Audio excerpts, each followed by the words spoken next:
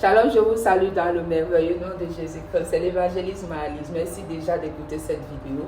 Que Dieu vous bénisse. Vous pouvez être partenaire de cette vision en partageant massivement cette vidéo dans vos différents groupes. Voilà, je voudrais parler à une catégorie de personnes aujourd'hui. Tu as eu un appel de Dieu dans ta vie.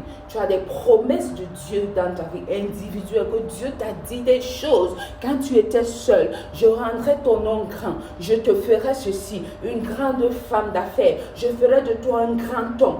Et puis ça fait 10 ans, ça fait 5 ans, ça fait 20 ans, ça fait 1 an que tu ne vois pas les promesses de Dieu se réaliser dans ta vie.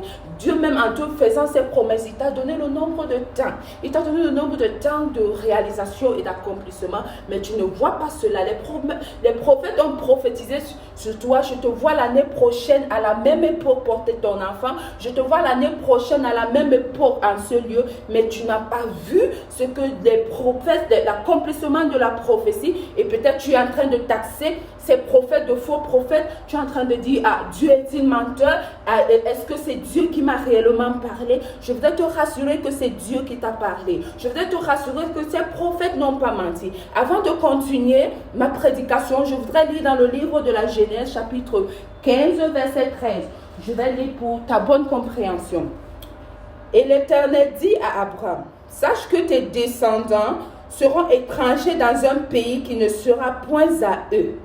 Ils y seront asservis et on les opprimera pendant 400 ans. Voilà une promesse que Dieu a faite à Abraham. Sache que tes descendants seront asservis, oppressés et étrangers dans un pays. Dieu a donné le temps de la fin de l'oppression, le temps de l'accomplissement de la prophétie pendant 400 ans. Et tout le déroulement nous montre que Dieu a été fidèle jusqu'à ce que Moïse soit retrouvé dans les eaux par la fille du Pharaon. Moïse a été éduqué par l'Égypte. Moïse a été exposé à la connaissance occulte égyptienne. Il a été exposé à toutes sortes de connaissances égyptiennes. Il a été élevé comme un Égyptien.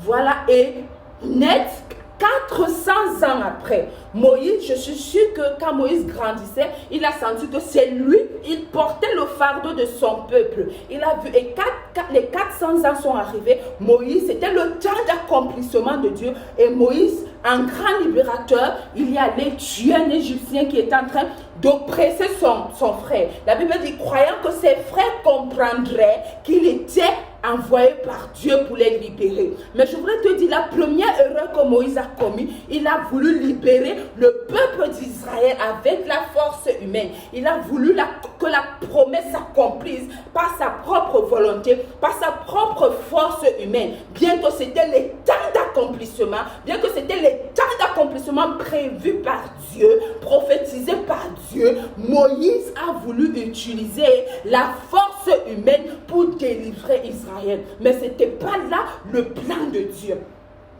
4 ans sont passés et quand Moïse a tué l'Égyptien, Moïse s'enfuit chez les Madians dans le désert. Et dans le désert, Moïse est resté 40 ans avant d'avoir en anglais on dit before you have an encounter, avant d'avoir la présence de Dieu, de ressentir Dieu en lui, Dieu se manifeste en lui. Moïse a fait 40 ans dans le désert. Il fallait que Moïse fuit les bruits de l'Égypte. Il fallait que Moïse fuit tout ce qui est en Égypte. Il fallait que Moïse s'isole face à son destin, face à Dieu. Et pendant ces 40 ans, il fallait que Dieu le forme. Il fallait que Moïse soit un homme puissant. Spirituellement, il a déjà été exposé à la magie noire égyptienne. Il a déjà été exposé à la magie occulte égyptienne. Mais il fallait maintenant qu'il soit exposé à Dieu. Ce n'était pas la force physique de Moïse qu'il fallait pour que l'accomplissement de la prophétie arrive à Israël, même si ça prendra plus de temps que prévu. Dieu a dit 400 ans. Là, nous sommes déjà à 440 ans. Israël n'est pas encore libéré. Dieu est-il menteur? Non. Mais je voudrais dire ici, le libérateur n'était pas encore prêt. Le libérateur n'était pas prêt selon Dieu. Parce qu'il y avait des critères pour que tu sois libérateur. Il y avait des critères selon Dieu pour que Moïse parvint à sortir Israël des griffes des Égyptiens.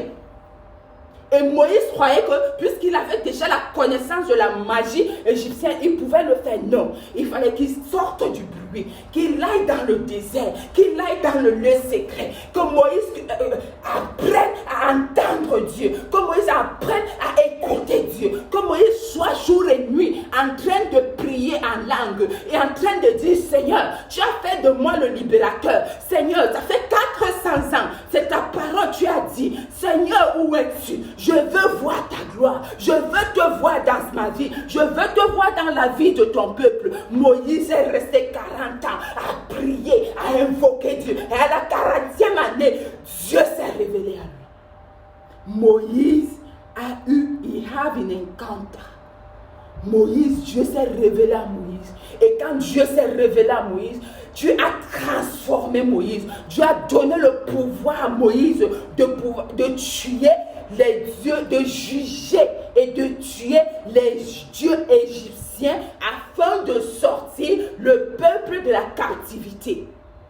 Dieu a donné le pouvoir à Moïse dans le lieu secret. Dieu a donné le pouvoir à Moïse dans le désert. Dieu a donné le pouvoir à Moïse dans la consécration. La prophétie s'est accomplie parce que Moïse est sorti du bruit. La prophétie s'est accomplie parce que Moïse est allé dans le lieu secret. Moïse est allé dans le désert. La prophétie s'est accomplie parce que Moïse était face à face avec Dieu. La prophétie s'est accomplie parce que Moïse priait jour et nuit. Seigneur, me voici. Seigneur, me voici. 40 ans plus tard, Dieu a apparu.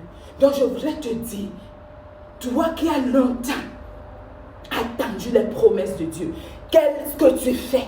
Quelles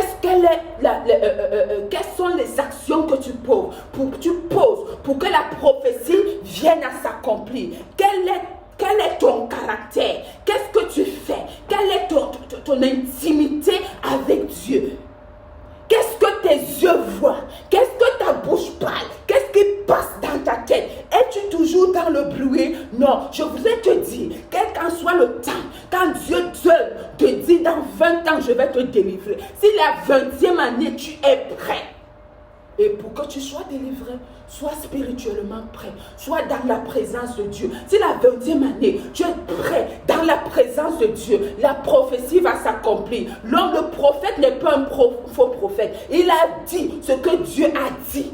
Mais c'est toi qui n'es pas prêt à recevoir ce que Dieu a préparé. C'est ta vie spirituelle qui n'est pas en ordre. C'est ta vie spirituelle qui n'est pas en ordre. Tu as une prophétie. Je vais te donner ton mari, mais tu continues à coucher de gauche à droite. Tu as 5 petites amies. Dis-moi, quand est-ce que cette prophétie va se réaliser? Le prophète a dit l'année prochaine, je te vois célébrer ton mariage. Mais c'est toi qui as 10 copines. C'est toi qui as 10 copains. Comment la prophétie de l'Éternel va se réaliser dans ta vie? Dieu a dit, je fais de toi un grand homme de Dieu. Mais c'est toi qui ne peux pas prier pendant 1 heure chaque jour. C'est toi qui ne peux pas parler en âme. C'est toi qui ne peux pas gêner dans la présence de Dieu. Comment veux-tu voir la gloire de Dieu dans ta vie si tu ne soupires pas après sa présence? Comment veux-tu voir la gloire de Dieu dans sa vie si tu ne veux pas aller dans le lieu secret?